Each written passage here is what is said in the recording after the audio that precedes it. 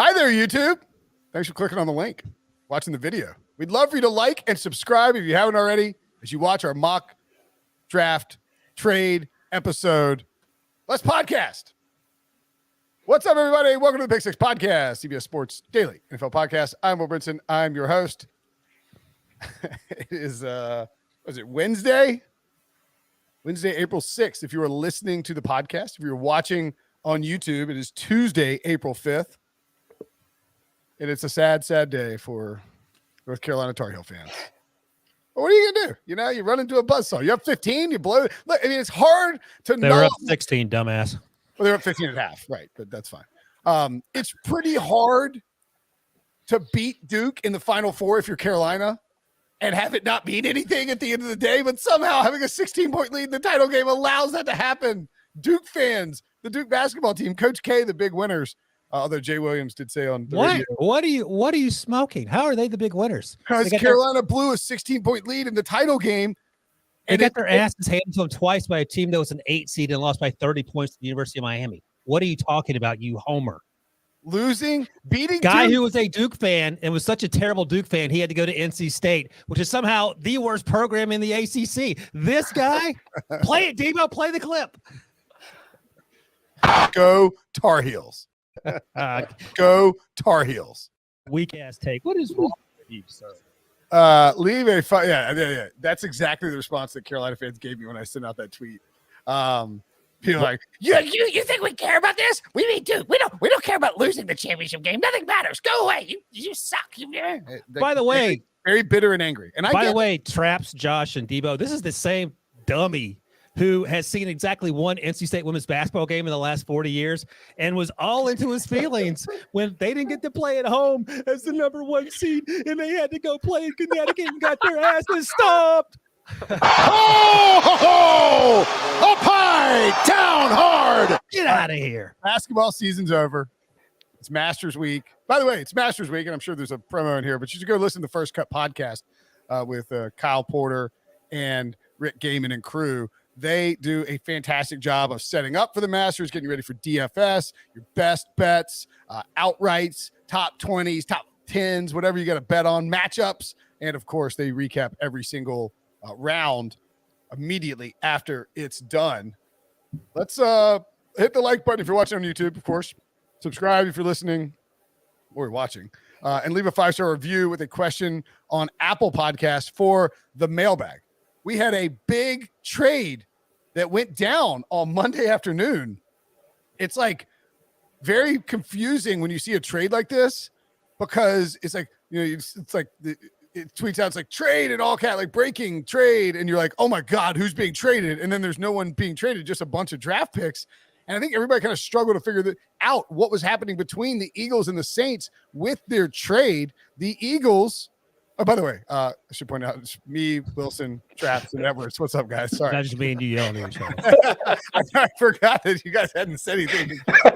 Wilson's like response flummoxed me so badly. How we doing, fellas? Doing good. Yeah, talk about a cold open. You're like, we've been sitting here for 4 minutes. Anywho, Eagles, Saints, big trade, draft picks moving everywhere. The Eagles, and it was really weird because, of course, the Eagles, as we talked about, had 3 first-round picks. They had 15, 16, and 19. And the trade that went down between the Eagles and the Saints involves 2 of those. The Saints get number 16, number 19, and pick number 194, a 6th-round pick. In exchange, the Eagles receive the 18th overall pick from the Saints, the 101st overall pick from the Saints, a 3rd-round pick, the 237th overall pick from the Saints, a 7th-round pick, and then a 2023 first-round pick and a 2024 second-round pick. Curious what you guys think, Traps. I mean, what's the reaction here? Very clearly, in my mind, the Eagles win big here relative to the quality of draft class and all that. Yeah, I mean, this was kind of par for the course, though, for the Saints, that they're always kicking the can down the road. So, yeah, when you explain it and you look at what Adam Schefter or Ian Rappaport tweeted, I was like, this looks like one of the most lopsided draft pick only trades that I've probably ever seen, especially involving as many first rounders as it did. But that's what the Saints do. They never really want to rebuild. I think their roster is closer that it needs to be rebuilding as opposed to them contending. Although the NFC is a little bit weaker on paper, maybe they feel like they could sneak in to the playoffs and make a run with Jameis Winston, I guess. But for the Eagles, it says two things. It says that they might not be super sold on Jalen Hurts because they'll probably have the ammunition to move up to get a quarterback next year, and that they were just already in a fine situation with those 3 first rounders that really whatever they did, they were going to come out on the right side of any draft day trade. They can still get a receiver for the future, a corner, whatever they want to do in the first round. I think this is a huge win for the Eagles. Yeah, I mean, I think it's a really interesting trade all the way around. It feels like it's part of a bigger move for the Saints. Because otherwise, I don't know why you make this trade right now. I mean, you make it on draft day when you know what has played out in front of this pick that you have now acquired. So I think they're going to do something else with it. Whether that means trading up for an offensive tackle, whether that means trading up for a quarterback. Obviously, if you want to get your quarterback of choice, you're probably going to have to get ahead of Carolina at 6.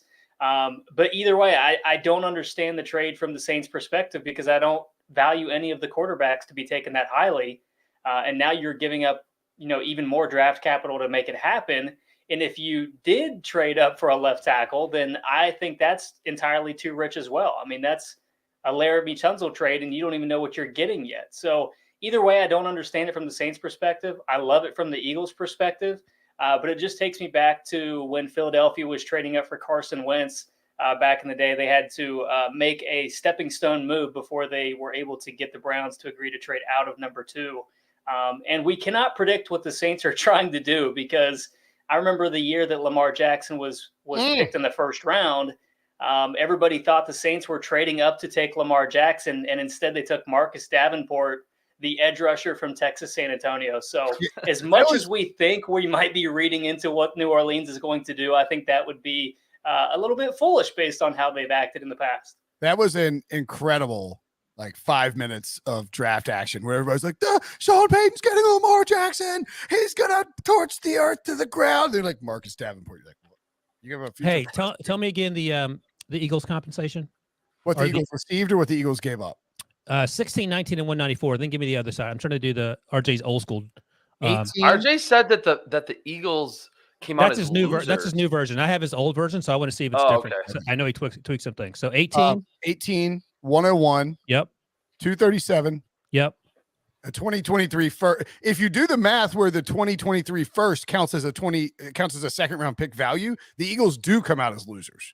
Wait, why would that be? That won't be second round value. That's how that's what the Jimmy Johnson trade does. Yeah. It's a future pick. And I think RJ's does it too. And so does Pat's Pulpit. For future picks, you take it a round later. That doesn't make any damn sense. No, here's the math on that. Actually, I understand what you're saying. And I don't know if it still holds, but it's sort of you're discounting the value of the draft pick. It's the financial future. Exactly. So, okay. So we'll make that 30, 35 just for shiggles here. And we'll see. Is that it, or there's one more? And then a 2024 second, which would, I think, technically be valued at a fourth round pick value, right? No, third. Just one round. 2 years down the road. Oh, 2 years. Oh gosh. Okay. Yeah. So that's. I'm pretty sure that's how that works. All right. So let's say that's 100 then. So in that case, and that's what the Eagles received, right? Yeah. Yes. So the Eagles come out. It's 464 to 517. So the Eagles are in the red. If you want to call it that. So it maybe, I don't know how much he tweaked RJ, the fantasy sportsline managing editor, who was the draft editor for the longest time. I don't know how much he tweaked version, his older version to this year. Yeah. Then that's what Traps is talking about because Traps was tweeting out about that yesterday. So I don't know what the numbers were on the trade in terms of his new version, but I suppose if you discount those picks into the future, I get that. Debo, I would imagine, one, you're happy with the compensation. Number two, how do you feel about all everyone immediately jumped to the conclusion that Jalen Hurts is not going to be the quarterback when they draft another one next year? Yeah, forget these charts. The Eagles are clearly winners here. Throw these charts out of the window. Use some common sense for once. The Eagles won this trade. And yeah, that's the part of it that I knew was coming, and it's fair. I love the trade. Howie Roseman wins a draft trade again. If he was just responsible for making draft trades instead of draft picks, he'd be an all-time general manager. But it's fair. Like Jalen Hurts has a year. It's a little strange to me because the conversations we've had on this show put him as a top half of the NFC quarterback, a top 7-8 quarterback in the NFC. So it's not like he's been the 25th best quarterback over his 20 career starts. I don't see this as and I don't get the indictment of Jalen Hurts here. This is no. If you have that an extra first round pick next year, and that draft class, quote unquote, will be much better than this draft class, quarterback wise, then maybe you can maneuver around. Sure, no, I understand that, but my theory, I look at it as they're giving Jalen Hurts 2022 to see how he does, and if he performs really well, then they can use those 2 first round picks to put stuff around him, or they can it gives them flexibility in next year's draft. I think the case is also you could have just given him an extra guy in year 3 with that extra first round pick with 3 first round picks to help him out this year rather than delaying it and kind of advance his progress. With the 3 picks, I was very intent on linebacker, secondary, and then a wide receiver. And I told you on yesterday's show that I've been locked into Jamison Williams. Just I think it's hard to ignore that type of talent. Like I'm willing to forget and move past the injuries if this is someone that can help you out long term. Now it's kind of this debate: do you go 1 defense and still target a receiver? Do you go 2 defense? And at that point, you're not really helping Jalen Hurts out. So yeah, it's a trial year for Jalen Hurts. You are putting him in a good position with 2 extra pieces, but it would be ignorant for the Eagles to completely not think about Bryce Young or CJ Stroud or someone that emerges next year if you're in a position, because Leary. I don't know if Jalen Hurts I fully support, but is he a guy that can win a Super Bowl? That is yet to be seen. So if you can put yourself in a position to get a franchise changer, like a lot of people think one of these quarterbacks will be, I'm all for it. Like there might be a Jake Fromm out there is what you're saying, Debo.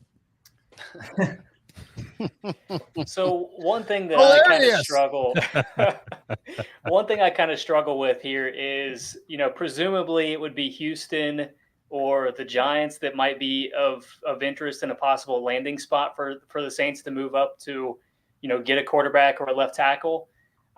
If you're one of those 2 franchises and you have a quarterback that you're going to ride into this season with, but you're not sure about for next year, why wouldn't you just prefer a 2023 first round pick and a 2024 second round pick as opposed to having 16 and 19 this year? I mean, what is that doing for you? At least if you get a first round pick in 2023, you have the assets to maneuver a little bit and possibly get a quarterback if you decide to move on from Davis Mills or Daniel Jones. I mean, that's the only thing that I can't really understand in all of this. I would assume they've already had some of those conversations, so it's got to be coming from somewhere. All right. So let's, I mean, for sure. Let's, there's one, I guess there's 1 or 2 things. I almost started like writing a story about this because I legitimately don't know what the Saints are doing because 1 of 2 things. I mean, look, this is a team that doesn't have Sean Payton. There are some people out there who are floating the theory, and by some people, I mean reputable reporters who have covered the Saints very well. Jane Slater and Jeff Duncan, I believe, both threw this out there, that the Saints are willing to trade away their 2023 first round pick because they believe next year Sean Payton's coming back to the NFL and some team will give them their first round picks in exchange for Sean Payton, which is just a bananas way to approach anything. So Sean Payton comes back, they'll get compensation for the compensation they just gave up, understanding that they're getting rid of Sean Payton. Right? They'll replace their first round pick with first round. Oh, that's exactly the old the Illuminati just came after Brinson. He just jumped off the podcast. He started saying too much, and I was going to say the Saints probably are not liking what he's saying and just completely dragging the wake will be on Thursday and the funeral will follow. So nice knowing you. So Brinson just bonked out of there. I don't know what happened. So I think what he was trying to say, I haven't seen these reports from Slater or Duncan, that Peyton's coming back, but he will be the Saints would retain his rights, correct? And then they could trade him to a. Why wouldn't you just keep Sean Payton since he's a Hall I of have Fame no coach? idea. Yeah, Brinson's. I have no clue. I guess the assumption is that maybe the Cowboys are interested. It's a daily occurrence with Chrome now. But we are trying to figure out the math. Why would the Saints move on from Sean Payton for a first round pick? I think they're not that they're not going to try and get rid of him. No, but you would trade him, essentially, is what you're saying, right? Well, they still own him. He's still under contract. We got that part, yeah. So if Sean Payton comes back to let's say the Cowboys go 10-7 this year and lose in the first round of the playoffs or something, or maybe they go 9-8 and the Eagles win the division and Jalen Hurts wins the Super Bowl and Jerry Jones is beside himself and fires Mike McCarthy. Okay. They then we want to hire Sean Payton. I understand that part, but why would the Saints want to move on from Sean Payton? I think that's sort of the implied part of the reporting is that the move has happened. Like maybe Sean Payton doesn't want to come back. Now that makes more sense. Right. I mean, essentially Sean Payton I think Sean Payton walking away from New Orleans might be permanent. It is maybe it's not. And look, anyway, that's one theory. I think that's a long shot theory, but those people know the Saints pretty well. Know that. Would you rather coach in New Orleans or for Jerry Jones? With the current team set up as they are, for Jerry Jones. Why? I mean, Jameis ACL Winston or Dak Prescott. Yeah, but you have complete control of the organization, New Orleans. Jerry will let Sean Payton do what he wants. Yeah, clearly. That's his history as a at any rate, let's not get too sidetracked on this. I'm just pointing out that that's one wild harebrained theory. I actually thought that the Illuminati came after you and killed you real quick, and I was excited to be able to take over it's actually the Illuminati. Mickey Loomis's underground. Oh, very nice. Nice. The Illuminati. Well done. All right, what's next? Just as dangerous as Tuanon or Pianon.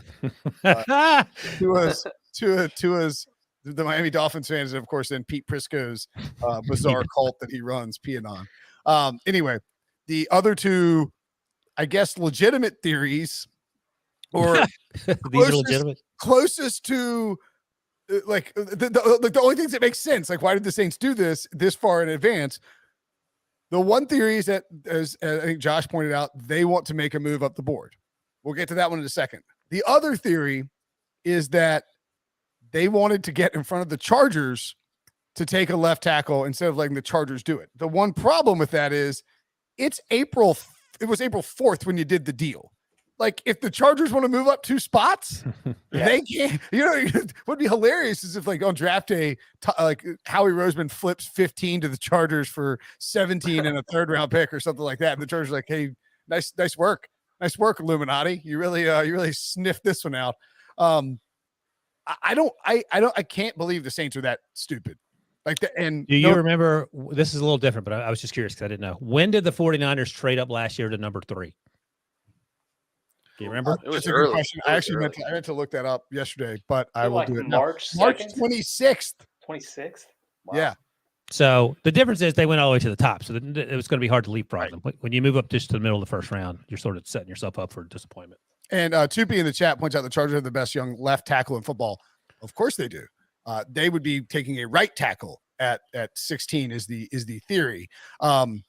So Dan Orlovsky, I think of ESPN, threw this out there, but he's like, I mean, look, friend of the program, Dan has been on the show, so I'm not dogging Dan here, but it's a pretty like galaxy brain theory that the Saints know, because Joe Lombardi, the offensive coordinator for the Chargers, came from New Orleans, that the Saints know what Joe Lombardi likes in the draft, and so they went ahead and leapfrogged him to get the goods on the tackle position a month ahead of the draft. One, Joe Lombardi isn't making picks for the Chargers.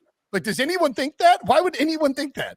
Maybe he has like some input in who they draft. Like, oh, I like that guy. Well, Dan Orlovsky thinks it. I don't know if anyone else does. Yeah, Daniel Jeremiah shot him down, and DJ is the voice of the Chargers. I guess Matt Money Smith is, but then he and DJ do the radio call.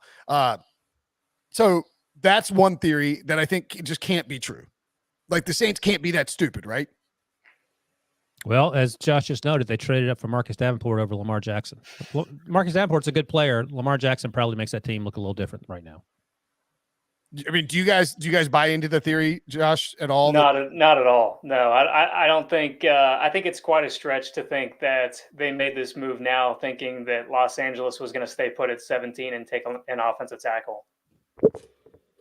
And I'll say too, if the Saints made this move, and traded all those picks to get like Trevor Penning or Bernard Raymond, who's going to be 24 years old as a rookie.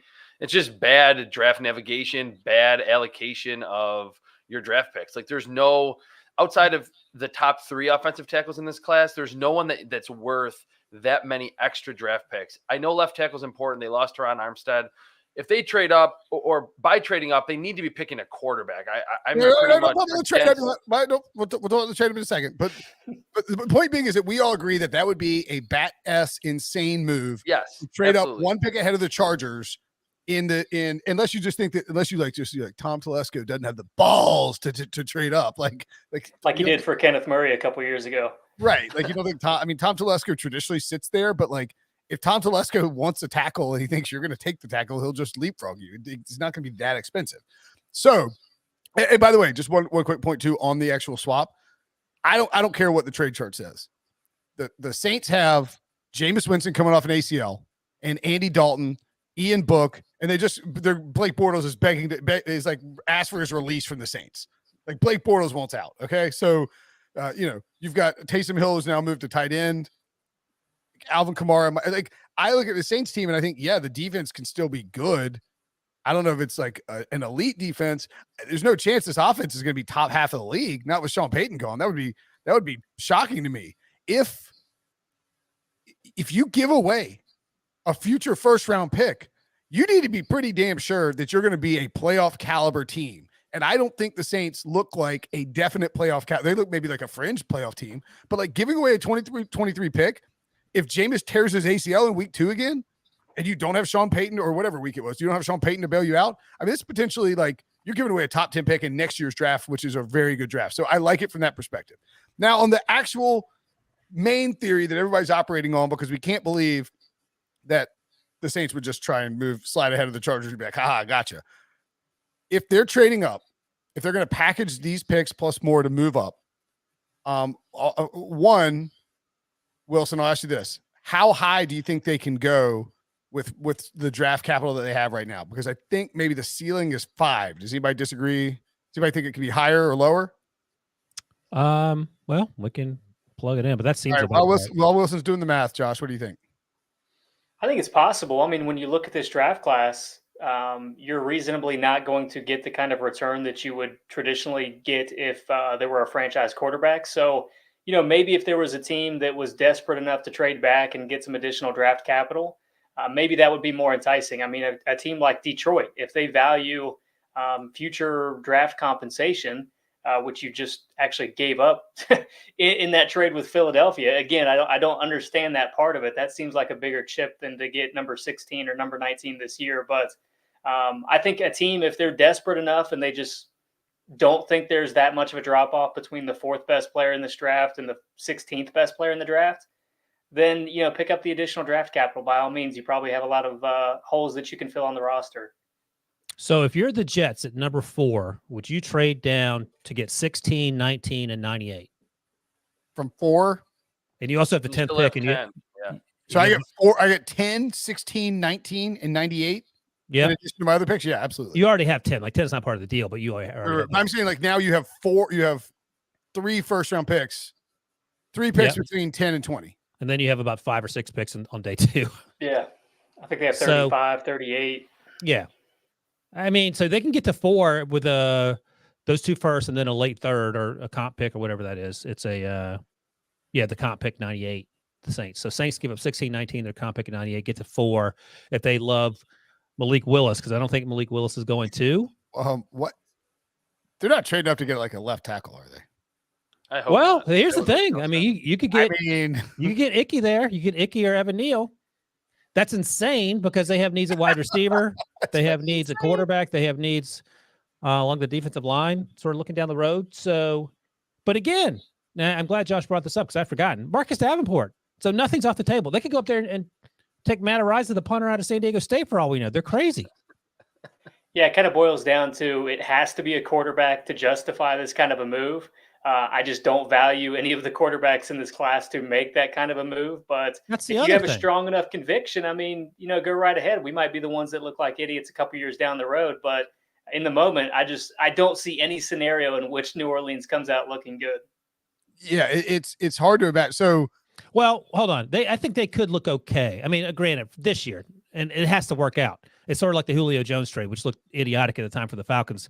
They could have won the Super Bowl. well, that only looks stupid. That only looks good for the Falcons because the Browns screwed up the picks. Like if the Browns do anything good with those draft picks. No, it looks stupid. That's part of it. The other part is that if the Falcons had won the Super Bowl, you'd have been like, okay, I get it. But obviously 20-3. So I mean, they could if they take a left tackle that whoever Trevor Penny ends up being, Teron Armstead 2.0, you're okay with it. And if they get, I don't know, a wide receiver or something who balls out and makes you forget about Mike Thomas.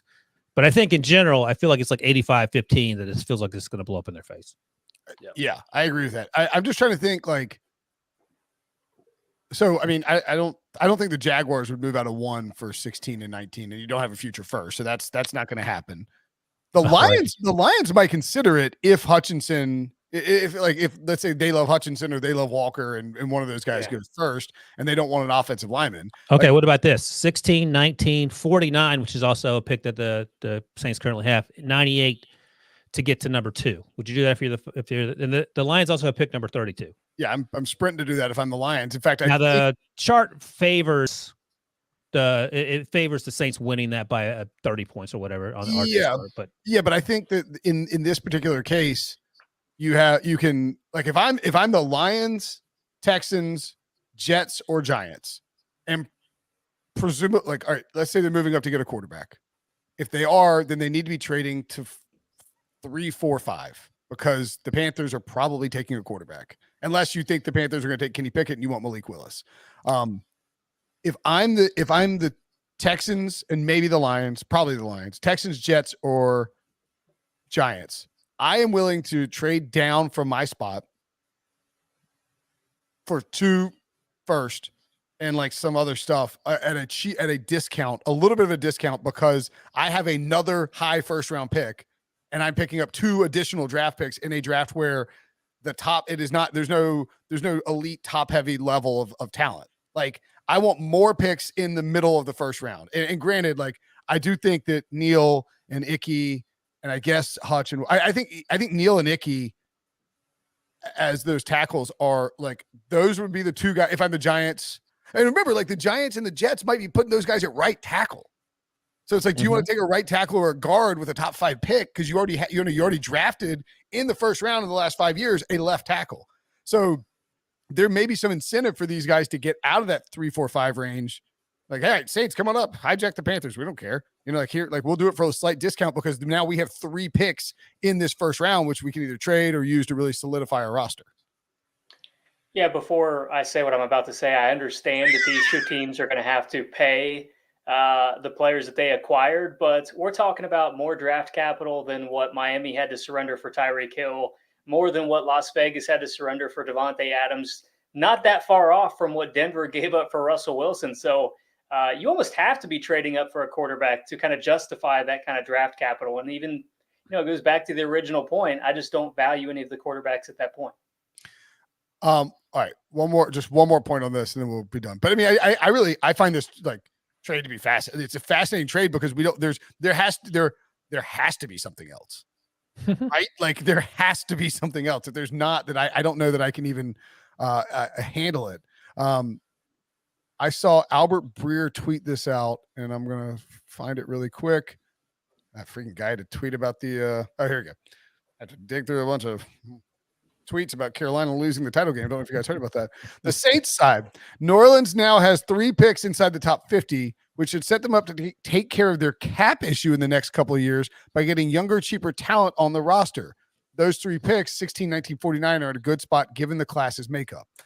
So and I like Albert, so I'm not trying to call him out, but that feels like someone in the Saints gave him like that. It doesn't feel like I don't think he looked at that and was like, oh, this is what they're doing, right? Like it feels like he talked to somebody in New Orleans.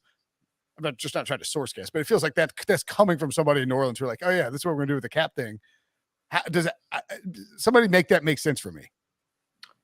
That makes sense because I think that's what the Saints, like I said, have been doing forever, kicking the can down the road. But they could just get a player next year in the first round. I guess, yeah, it's not too sensible. And if they stay put and pick Trevor Penning or Bernard Raymond, I will be a Not a fan of it whatsoever. That will get a big F on draft night. But like they moved up 3 spots.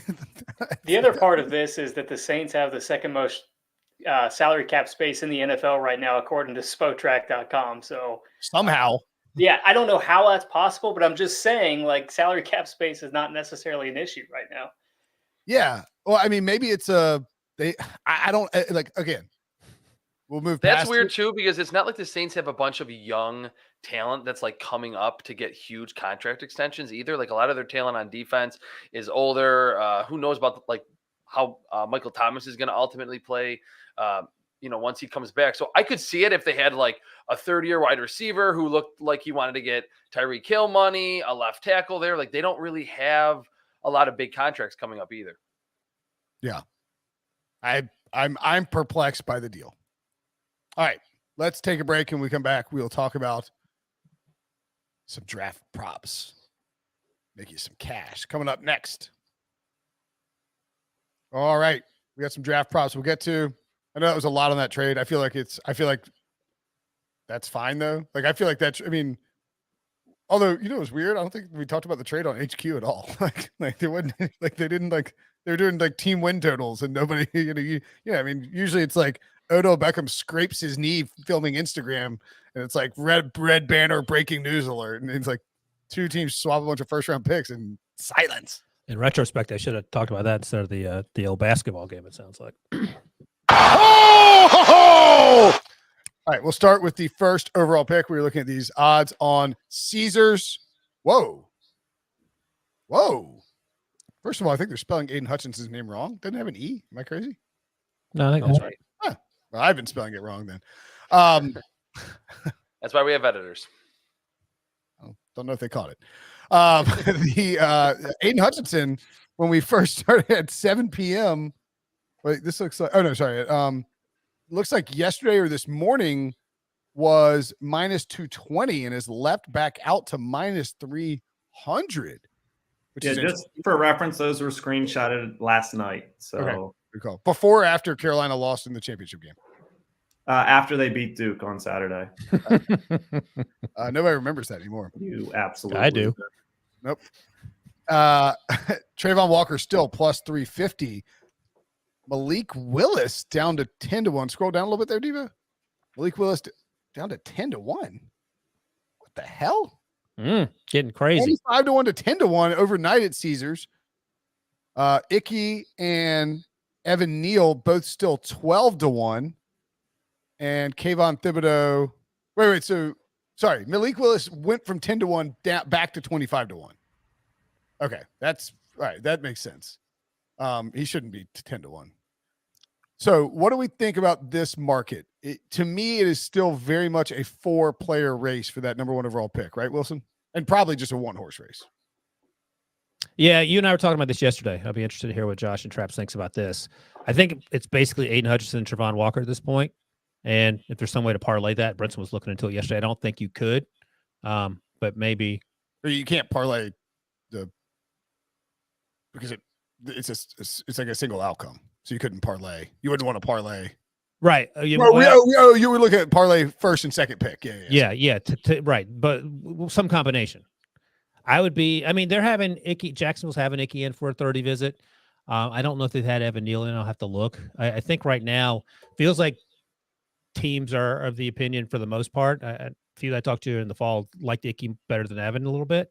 I don't think that's necessarily changed. So I don't know if Evan goes first. I don't know what the Jaguars think about him. But I think it's Aiden Hutchinson, Trayvon Walker are the front runners, and then Icky's probably a little further back, and Evan Neal feels a little far. These odds feel about right. I don't envision a situation where any quarterback goes first overall. I don't know what would have to happen, unless, of course, it's the Saints. So for 1, yeah, that's the only issue. Traps, I saw in Prisco's mock draft that came out on Tuesday. I think he had to redo his entire mock draft because that Eagles Saints trade. But he actually had Evan Neal. It came out the day we recorded this. He had Evan Neal going first overall to the Jaguars. And I texted him about it. I was like, what the hell is this, bro? Like, because he's 12-1 right now. And I want to nibble if that's the case. And Pete's point was that if the Jaguars can't, and I I don't know how much to buy this, but I guess here's the question. Do you buy that if the Jaguars can't come to a contract agreement with Cam Robinson before the draft, that they would take an offensive lineman first overall? Yeah, it's not totally crazy. I'll say with seeing that minus 300 for Aiden Hutchinson, the last couple years at this point by late April, we're almost like locked in. Like we know who the first pick's going to be. I feel like it's probably going to be Aiden Hutchinson, but I wouldn't. I mean, obviously at minus 300, not great odds. You're not paying minus 300. You're not, but I'm not feeling like super concrete that it's going to be Aiden Hutchinson. And I think Pete's logic there actually makes sense that for the longest time, probably up until early to mid-March, people thought, hey, like Cam Robinson, franchise guy, but he's not really that good of a left tackle. They could probably still use more protection, obviously, for Trevor Lawrence. They could go Evan Neal or Ike Ekwonu. So I think Hutchinson, presumable number one, but if it's not, it probably will be either Evan Neal or Ike Ekwonu. Yeah, Josh, I think one of the things that sort of struck me about the timing of Pete's, that, like, I mean, Pete hears a lot of things from the Jaguars. There's a lot of people around there, does a weekly radio show. This is the sort of the time of year where if an owner, where the owner might start to get involved in that first overall pick discussion, because you're not taking somebody first overall without floating it by your owner. And I sort of wonder if Shad Khan isn't extremely concerned about the optics of tagging Robinson, passing on these two potentially stud left tackles, and then ending up with nobody protecting Trevor Lawrence's blind side in 2023. Is that a reasonable concern? I think it's certainly reasonable. I think that's got to be the primary objective, is to protect Trevor Lawrence. I mean, you did a poor job of that last year, so you got to make sure you don't do run back history again in 2022. But for me personally, I would probably lean towards Evan Neal if I was running the organization, just because I think protecting Trevor Lawrence long-term is that important. Now, at the same time, I'm kind of in line with Ryan and Traps and thinking that Aiden Hutchinson is probably going to be the number one overall pick, but I think the door is creaked open to the point where I would probably sprinkle on one of those offensive linemen. So why franchise Cam Robinson then? Just draft the offensive tackle. Why are you complicating things? I think the thought process is, okay, we know Cam Robinson is a average, maybe slightly above average left tackle in the league. We know we can bring him back. We haven't done our full homework because we just got hired on these draft prospects. Yeah, you have a room full of scouts that've been doing this all fall. That's a terrible excuse if that's the excuse. Well, you can rescind the franchise tag right now if you want to. Maybe he signed it. Anyway, like, they have tons of cap space. I don't think it's that big a deal to franchise tag him. Worst case scenario, you draft one of these guys. You're like, hey, look, Cam, you're playing the right side. You're playing on the right side. You'll be a free agent next year. Go ball out. And Juwan Taylor, who's going in. He was going to the final year of his rookie deal. Well, so you have two guys on the final year of their contract. So it makes total sense that you potentially. Well, one you're paying 3.7, the other one you're paying a franchise left tackle number 2. It just well, it's the left tackle, right tackle is the same number. Okay, 16.6 is the number. So whatever side you put him on is still a lot of money, even though you have it. I get it. I'm just thinking, don't franchise him. I mean, you know what the draft looks like, and then you have the first overall pick. That ain't changing. If I don't disagree with you in the sense that, like, take an offensive lineman because you got to protect Trevor Lawrence long term, but I do disagree with the idea. It's like, look, I mean, you have the money, you don't mind spending it. Franchise tag the guy, and then if for any reason something like your draft pick isn't ready or they get hurt, you have options. That's all I think. But I mean, I sort of think sprinkling on Evan Neal and Icky at 12-1 right now is probably a smart move, because that's really the longest they've been since that I guess early March steam, maybe, or late post combine, post combine steam, where Icky was all of a sudden the favorite. Icky and Neal were minus 110. And the favorite, Hutch, was like out to 5-1 or 8-1. I think that would be a potential good move. All right, second overall pick, Trayvon Walker plus 230, Aiden Hutchinson plus 250, Malik Willis 4.5-1, and Kayvon Thibodeau 5-1. I mean, I sort of think maybe you could put a little on Hutchinson to cover your wager on Walker, but I think the move is you bet on Walker here, right? Well, I mean, we just talked about if offensive tackle goes number 1, Hutchinson's probably going to be number 2. He's a Michigan kid. These odds are interesting, right? Like, what? Like Trayvon? Why is it Trayvon Walker lower? No clue. I don't know if it's the Aiden Hutchinson math. I guess so. Yeah. Maybe they listen If to the there's podcast. anyone, I would bet on Kayvon Thibodeau here. I could see a scenario that Dan Campbell like just completely disregards everything about Kayvon Thibodeau being obsessed with his brand and whatever. And there's a connection to Penei Sewell that he would have, firsthand experience with Kayvon Thibodeau. And I could see, all of this smoke could be coming, from Daniel Jeremiah through Joe Douglas, that they want Kayvon Thibodeau to fall to 4 to the Jets. And then he just goes number 2 overall. I think looking at those odds, plus 500 right now for Thibodeau seems like just the only one that I would really feel good about, especially relative to the value. Yeah, and last night when we got these, I think Thibodeau was plus 1,100, so it's moving in that direction. Okay. Interesting. Thibodeau second overall would F up some mock drafts. All right, let's look at the third overall pick. Ike Ekwonu. Icky is the favorite at plus 180. By the way, just a delightful young man. I mean, a really, really like I think he might be as clean a prospect as they come. Just a good dude. Evan Neal, although he did almost accidentally cuss, he's like, he goes, shit. Oh, we so don't put that out there. We're like, dude, slow down. Evan Neal plus 280, Trayvon Walker plus 550, Kyle Hamilton 7.5 to 1, Kayvon Thibodeau and Sauce Gardner 9 to 1 to go third overall to the Texans. Malik Willis, these books are petrified of Malik Willis going early in this draft because he's 12 to 1 to go third. Any thoughts about this particular selection, Wilson? I'm taking a look here. I don't hate. It would require probably a trade up, but Sauce Gardner plus 900. I don't hate that. He might end up going like top 5, and I think whatever the top. I don't know how this top 3. The deepest you go on the odds, or do they keep going, Caesars? Top 3 picks or top? Yeah, do they have like top 4 odds, top 5 odds? Yeah, we're gonna do 4 and 5. Oh, okay. Yeah, because I like him in the top 5 because I think we're not talking a lot about him because he's not a quarterback, he's not an offensive tackle, he's not an edge rusher, he's not Trevon Walker. So I don't know if the Texans necessarily would take him. Lovie Smith's the coach now, and he's a defensive guy, of course. So maybe that brings in Thibodeau, for example, Trevon Walker, should he happen to slip because the offensive tackles or whatever. They're not taking a quarterback. I think Davis Mills is their guy. It'd be silly to go through everything they went through and to take a quarterback here, I think. Yeah, and you can see this is actually this is not the 5th overall pick. This is taken in the top 5. So they've clearly taken Aiden Hutchinson off the board. Trayvon Walker minus 450. So Sauce Gardner plus 130 to go anywhere in the top 5. Love that. I like that a lot. Yeah. Okay. Yep. That's all right. I don't like Kyle Hamilton at plus 220. That didn't make any sense to me.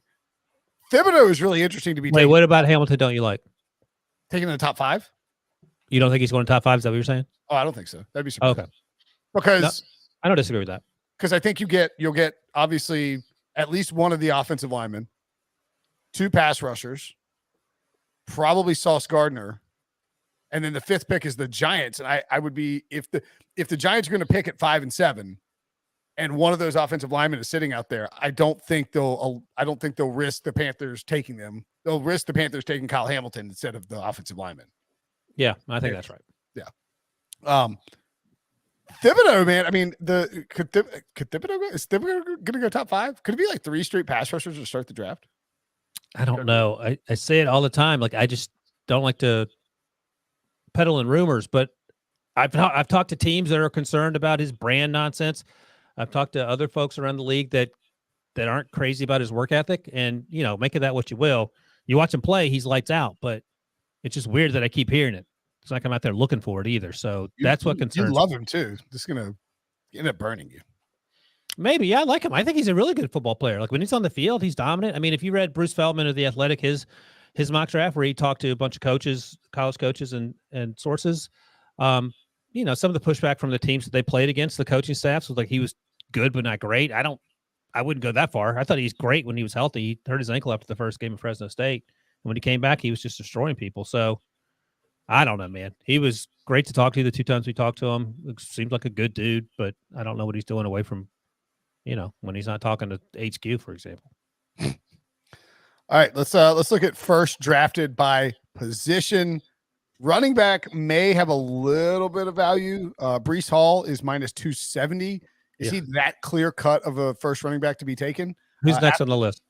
Kenneth Walker plus 240, and then Isaiah Spiller 8.5 to 1. Kyron Williams 20 to 1. Brian Robinson Jr. 25 to 1. Dameon Pierce 25 to 1. And then you get to the 30s with a bunch of dudes. So Ken Walker's my running back one. I'm not sure where Traps and Josh are on their running back journeys. I have Ken Walker and Isaiah Spiller tied for first, and then Breece Hall right behind them. But it feels like Breece Hall is like the odds-on favorite. Like I mean, he is the odds-on he favorite. is, like by a long shot. Like I can't envision a scenario where after running in the high 4.3s, having a 40-inch vertical. I know Ken Walker ran really fast as well. I think pretty close to Breece Hall, or maybe even a hundredth of a second faster. I just think Breece Hall has 2 or 3 years of high-level production. The fact that he's kind of been billed as the running back one for a long time, I think it's kind of stupid to bet anything besides Breece Hall here.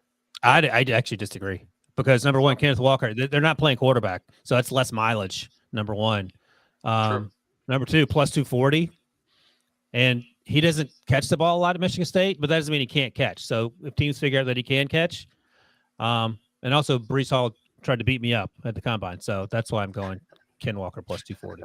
Yeah, I wouldn't want to lay 270 on Breece Hall being the first one taken, just because I feel way more confident that Aiden Hutchinson goes one than Breece Hall is the first running back taken. You know what I'm saying? And that's it's 30 cents difference, but a fairly similar type of, you gotta, if you want to win $100, you got to put down 270 for Breece Hall. I think if it were that concrete, it would have moved up to minus 500.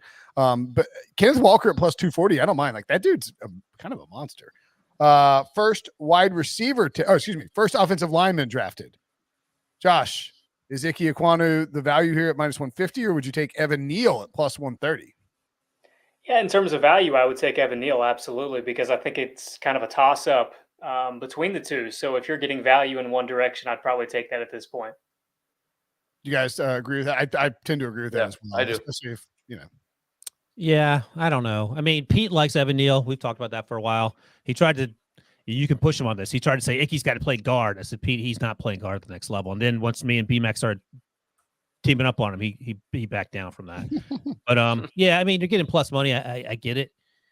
So this could be, if the first offensive lineman isn't until pick 6. That's all it's saying. It doesn't have to be the first overall. I'm reading that right? Yeah. So no. First offensive lineman could be taken 35th overall. Yeah, I was making sure I was reading the headline right. Yeah. Okay. Yeah, I get the plus money. I don't know. I would stay away from this. I don't feel good about either. Yeah, if I took anything, it would be the plus money, I think, too. I think Icky's the better offensive lineman, and I would pick Icky first, and I get why he's the favorite, but I think getting the plus money there is the move. I can't fathom a world where Charles Cross goes before those two guys, right? Well, not in the media world, but we don't have all the information. That would be crazy. Okay. Looking at the first cornerback drafted, I mean, I really think the only thing you can take here is Stingley at plus 280 if you want to bet it. Minus 400 is pretty expensive for Ahmad Gardner. Although, are we, on a scale of 1 to 10, how confident are we in Ahmad Gardner going as the first cornerback taken? 7.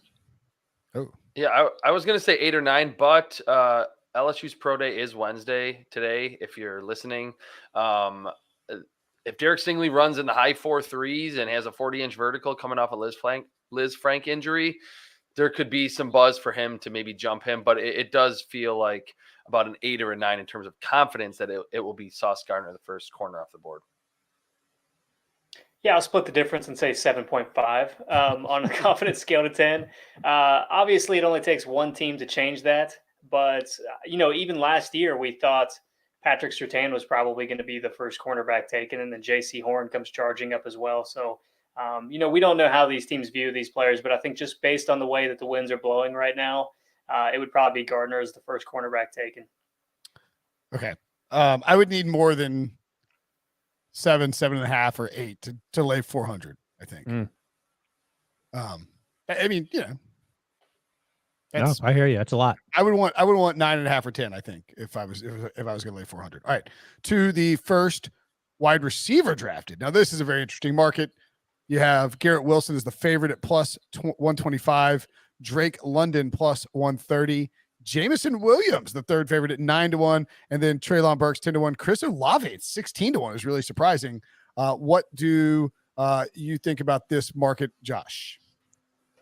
So I'm probably taking the value on Jameson Williams, but at the same time, I think it's probably going to be Garrett Wilson that's the first wide receiver taken, at least talent wise. I mean, talent wise, I think he's the better prospect between Drake London and Garrett Wilson. But I also understand there's some teams in the top 10 that are probably going to value size at the position. So that could be what ultimately weighs in Drake London's favor. So I would probably just stay away from it, considering they're relatively even. If I was going to sprinkle, I'd probably put some on Jameson Williams, though, because it would not surprise me if he comes away as the best wide receiver out of this draft class. Yeah, I don't Yeah, hate I that. think I think Jameson Williams, just because it's plus 900. I would sprinkle a little on Drake London. I mean, I think the reason why this looks like it does in terms of the market is because Drake London hasn't worked out yet. He was supposed to work out on Tuesday, but he pushed it again till next week. Being 6'3", 215 pounds, if he has, like I said with Derek Stingley, if he runs in the high 4.4s at that size and has a vertical over 35 or 36 inches with a crazy broad jump, then people will finally be able to say, like, okay, like we weren't sure about his athleticism, but now we know that not only is his film really good, he's great after the catch, the contested catch situations, but he's also a high caliber athlete. If you look at a lot of mock drafts around the internet, a lot of them have Drake London going as the first receiver off the board. So plus 130 right now before he works out is probably like when you want to do it if you ultimately want to put some money on the USC receiver. I think So, it yeah, depends on. Sorry, I think it depends ahead. on who you ultimately think is going to take a wide receiver too, Yeah. because the Jets were in the market for Tyreek Hill, so maybe they're looking for speed at the position. Atlanta's having to replace Calvin Ridley. They've also already got Kyle Pitts on the boundary that can go up and win those jump balls. So maybe they're looking for speed. Arthur Smith is kind of valued yards after the catchability, so maybe that's a fit there for Garrett Wilson. But if it ends up being Washington that takes the first wide receiver, then I think Drake London's probably the best fit. Yeah, I was going to say the thing about Jameson Williams is at plus 900, which makes it sort of interesting, is that Henry Ruggs was the first wide receiver drafted a few years ago. No one saw that coming. And also, I would love to know 2 years ago to the day what the odds were that Justin Jefferson was going to be the first wide receiver taken, because I'm guessing it looked like Jahan Dotson numbers down there, like plus 5,000 or something, because the concern was he played in the slot. How would he do outside? Man coverage, all the other crap that we were talking about and talking ourselves out of why he was probably the best wide receiver. So that's also something to consider. I think with these markets, like Ruggs maybe got steamed up a little bit, getting closer to the start of the draft. But I think if I was betting into these, Olave doesn't really make sense to me at 16-1. Like, is he that far removed from the top of the class? Like, No. why couldn't Olave be the first wide receiver drafted? 16-1, I think, is a good bet. I bet that that was closer to like 10-1 or 12-1 earlier, maybe even down to 8-1. And it's just like, again, as we always say, these are reactionary markets. They saw a bunch of mock drafts. Olave's not the first guy going, or hadn't even close to one. He moved up to 16-1. I think that's worth the splash. And then the Jameson Williams thing, I think is worth as well. Like, the thing about Olave, I would just say about Olave is that Garrett Wilson told me Olave was faster than he was. Garrett Wilson played much faster. Garrett Wilson's much more dynamic. He had some focus drops, so that's the thing if you're concerned about those sorts of things. I would be surprised, and the plus 1,600 put some value on that if he was the first wide receiver taken, just because that means he went not only ahead of his teammate, but also Drake London, even Jameson Williams, who Josh talked about, and Treylon Burks, who I think actually has a chance to be a better NFL player than Chris Olave. But again, I would refer you to the Justin Jefferson conversation in terms of us not knowing. Yeah, I mean, it's no doubt a longer shot at 16-1. I just think I would, and you could always, let's say you want to put, I'm sure I can't do the math off the top of my head, but there's probably a way where you could, if you wanted to put $100 on the wide receiver market, where you could do like $40 on Wilson, $40 on you could. And what I'm saying is, you could, with these odds, I think you can kind of figure out a way where you could sort of cover your bases as long as it's not Dotson or Burks. And then if it is, you're completely screwed at that point. Daniel Jeremiah with an interesting tweet. We'll get to that in a minute, or maybe later. First quarterback drafted, Malik Willis. Ow, wow, out to minus 200 at this point. Kenny Pickett plus 190. Matt Corral 16-1. Sam Howell 20-1. A little surprising. Desmond Ridder 30-1. What do we think about these odds?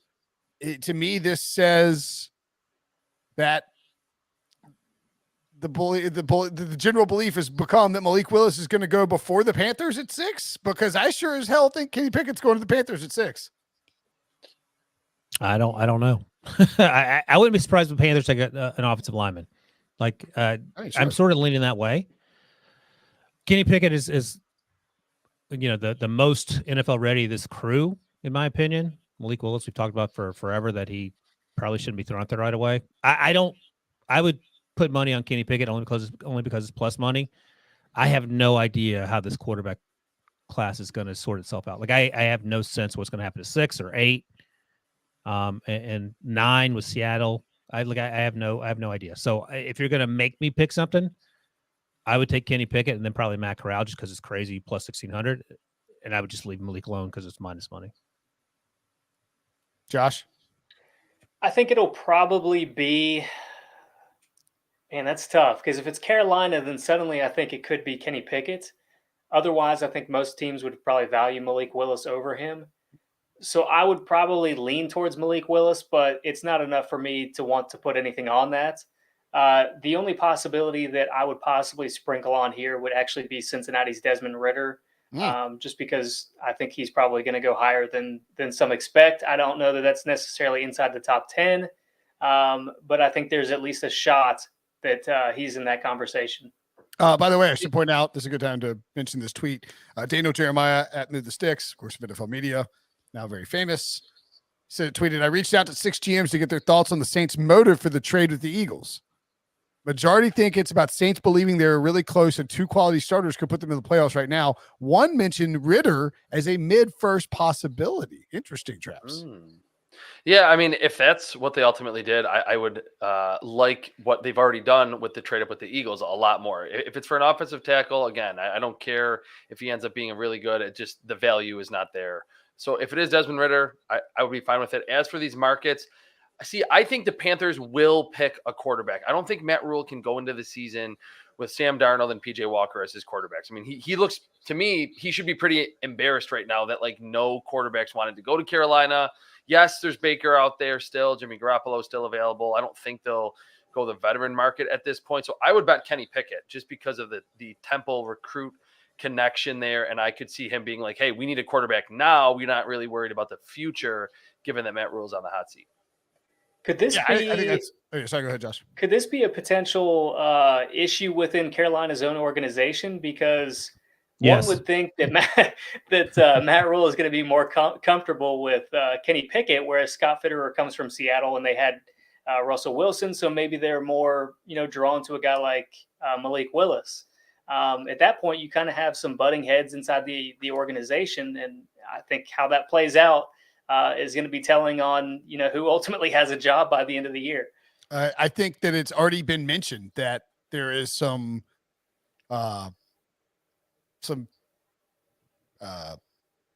tension, friction, I guess, in the building as to who they would take, which quarterback they like, which is kind of certainly interesting. I mean, the Panthers are just a mess. We don't need to talk about them.